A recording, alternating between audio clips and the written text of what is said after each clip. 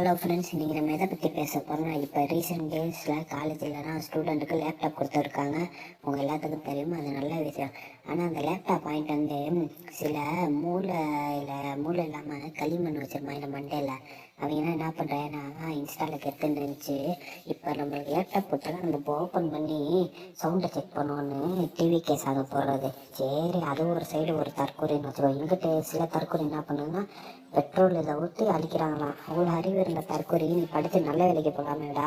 சில தற்கொலை அதுக்கு மேலே என்ன பண்ணுன்னா லேப்டாப்பை திறந்துட்டு விஜய் ஃபோட்டோவை வச்சுட்டு அமைதியாக இருக்குன்னு போடுது. சில தற்கொலை உடன் படிக்க போய் ஐடியா கொடுக்குது. நீங்கள் திண்டரும் பெட்ரோல் இது மாதிரி ஊற்றி காசை மிச்சம் பண்ணுங்க ஃப்ரெண்ட்ஸ் அப்படின்னு. ஏன்டா தற்கொலைங்களா? இதை நீங்கள் உங்கள் படிப்பில் எஃபோர்ட் போட்டுன்னா நீங்கள் எப்போயும் முன்னேறிக்கலாமேடா.